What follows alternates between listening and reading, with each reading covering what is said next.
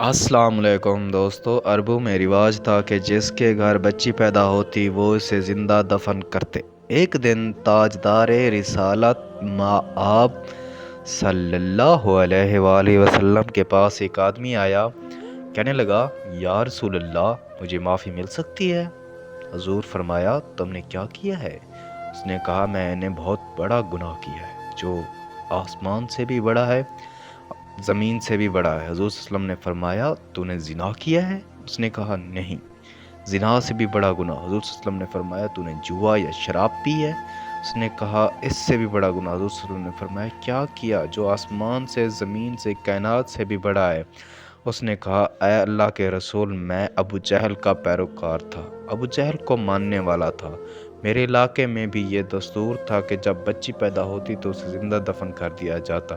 میرے گھر میں کوئی اولاد نہ تھی۔ 14 سال گزر گئے۔ 14 سال بعد میرے گھر ایک بچی پیدا ہوئی تو میری بیوی نے کہا یہ اولاد پہلی ہے، ہم اس کو زندہ دفن نہیں کریں گے۔ حالانکہ حکومت کا اعلان تھا، یعنی ابو جہل کا اعلان تھا کہ بچی پیدا ہو جائے اسے زندہ دفن کرو، کہیں بڑی ہو جائے تو اس کے کوئی لینے آ جائے تو کوئی ہمارا داماد نہ بن جائے، کوئی ہمارا ناک کاٹنے والا نہ آ جائے۔ لہٰذا میں نے فیصلہ کیا کہ بچی کو زندہ دفن کریں گے۔ اس بعد 2 سال گزر گئے، 3-4 سال گزر گئے۔ بچی ہمیں پیاری لگتی تھی۔ جب میں گھر جاتا تو بچی میرے سینے سے جپٹ جاتی تھی تو میری ساری تھکاوٹ دور ہو جاتی تھی۔ ایک دن مکہ کے چوک میں ابو جہل نے میرا گربان پکڑ لیا۔ اس نے کہا تیرے گھر ایک بچی ہے تو اس نے اسے زندہ دفن نہیں کیا، تو ہی میری پولیس آئے گی اسے زندہ دفن کر دے گی۔ میں نے وعدہ لیا کہ کل کو میری ناک نہ کاٹ جائے، لہٰذا میں گھر آیا۔ میں نے نیت کی، ارادہ کیا کہ میں آج اس بچی کو زندہ دفن کر ڈالوں گا، آج میں اسے فنا کر دوں گا۔ میں نے اس کی ماں کو نہیں بتایا، صرف یہ کہا کہ اس کو تیار کرو، اس کے ماموں کے پاس لے جاؤں گا، اسے وہاں چھوڑ آؤں گا، کہیں ابو جہل کے جلاد آ کر اسے ذبح نہ کریں۔ اس کی ماں نے تیار کیا، اسے نہلایا، پھر صاف کپڑے پہنائے، دوپٹہ پہنایا اور اس کے بعد آنکھوں میں سرما لگایا۔ میں جب چلنے لگا اس بچی کو میں نے ہاتھوں میں اٹھا سینے پر رکھا، میں چلنے لگا، ایک گودا اور کہیں جو دروازے کے پاس تھی وہ بھی میں نے اٹھائی۔ اس کی ماں پتہ نہ چلے، وہ سمجھ رہی تھی کہ بھائی یعنی ماموں کے پاس لے جایا جا رہا ہے، لیکن کہتا ہے کہ میرے دل میں برائی تھی۔ میں بچی کو اٹھا کر جنگل میں پہاڑوں پر لے گیا تو بابا جان یہاں تو میرے ماموں کا گھر نہیں ہے۔ وہ پریشان ہو گئی، میں نے اس کی زبان پر تماچا مارا، وہ خاموش ہو گئی۔ پھر ایک پہاڑ کے دامن میں نے اس کی قبر کھودنا شروع کر دی۔ میں کھودتا تھا، وہ بچی کہتی تھی کہ ابا جان کیا کرتے ہو؟ میں کہتا تھا خاموش ہو جاؤ۔ وہ خاموش ہو گئی۔ جب میں قبر کھود رہا تھا، اب اسے نہیں پتا تھا کہ یہ گھڑا میرے لیے کھود رہا ہے۔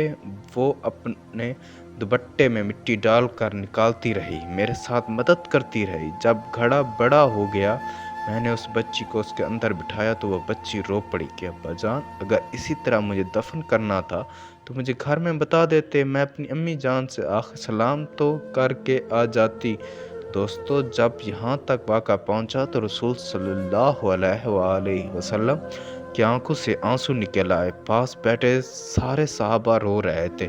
پیغمبر کیوں رویا؟ اس لیے کہ دمار اسناک رحمۃ اللہ علیہ رحمت للعالمین، میرا پیغمبر تو رحمت کا پیغمبر تھا، کی آنکھوں سے موتیوں کی طرح آنسو بہہ رہے تھے۔ وہ کہتا جا رہا تھا اے پیغمبر، جب میں اس بچی کو گھڑے میں رکھنے لگا وہ بچی رو پڑی، میں نے اس کی پکار کو نہیں دیکھا، میں اس کو رکھنے لگا، پھر آخر وہ بچی کہتی کہ ابا جان مجھے چھوڑ دے، میں ساری زندگی تیرے گھر نہیں آتی، اس علاقے نہیں آتی، میں جنگلوں میں اپنا گزارا کر لوں گی، تیرے گھر میں میرا جرم تو کوئی نہیں، میرا قصور تو کوئی نہیں، میں نے تیرے حکم کی کوئی خلاف ورزی تو نہیں کی۔ وہ چیختی رہی، لیکن میرے دل میں ابو جہل کا ڈر تھا۔ میں نے بچی کو قبر میں ڈال دیا، میں بچی کے سینے پر ریت کا تودہ رکھا اور اس کی آواز ہمیشہ ہمیشہ کے لیے خاموش ہو گئی۔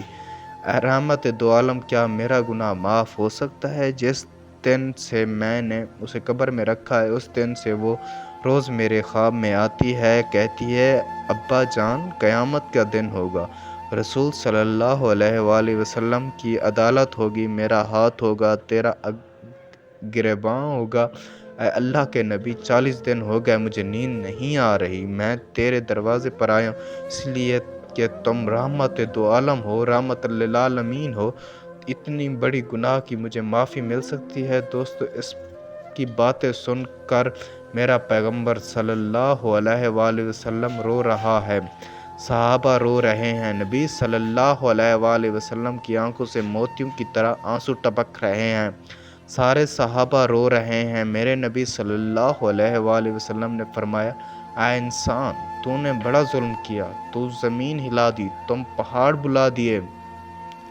تو نے آسمان ہلا دیا، تو نے عرش ہلا دیا، تمہیں ترس نہیں آیا؟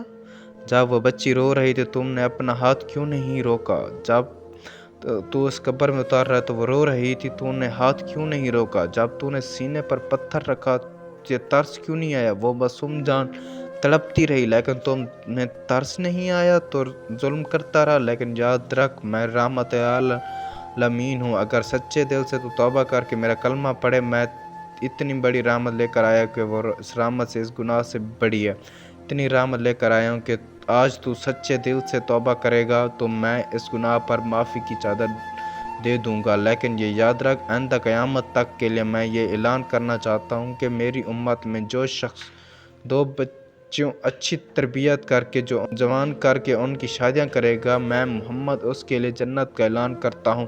اس لیے میں عورتوں بچوں کے لیے، دکھی بچوں کے لیے جو بغیر کفن قبروں میں اتاری گئی، میں محمد صلی اللہ علیہ وآلہ وسلم ان کے لیے رحمت بن کر آیا ہوں۔